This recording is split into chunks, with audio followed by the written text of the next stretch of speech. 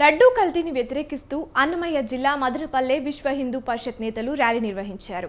జిల్లా కమిటీ కార్యదర్శి సురేష్ బాబు ఆధ్వర్యంలో స్థానిక వెంకటేశ్వర ఆలయం నుంచి సబ్ కలెక్టర్ కార్యాలయం వరకు ర్యాలీ చేపట్టారు.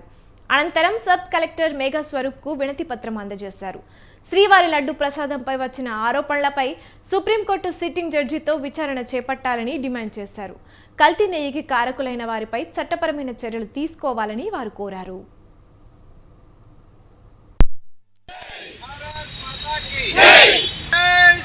ప్రపంచవ్యాప్తంగా కలియుగ ప్రత్యక్షమైన తిరుమల వెంకటేశ్వర స్వామి ఆలయంలో లడ్డు పవిత్రత, స్వామివారికి నివేదించే ప్రసాదాలలో నెయ్యి కలితమైనదని మనం అందరూ వింటున్నాం అనమాట.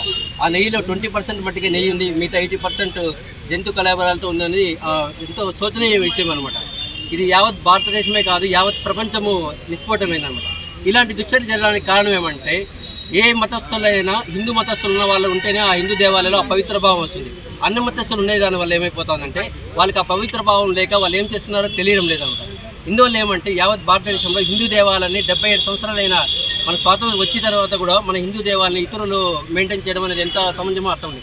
ఈ ఎండోమెంట్ వ్యవస్థని తక్షణమే వైదొలగాలని మనం కోరుకుంటున్నాం అన్నమాట. ప్రపంచవ్యాప్తంగా కలియుగ ప్రత్యక్షమైన తిరుమల వెంకటేశ్వర స్వామి ఆలయంలో లడ్డు పవిత్రత, స్వామివారికి నివేదించే ప్రసాదాలలో నెయ్యి కలితమైనదని మనం అందరూ వింటున్నాం అన్నమాట.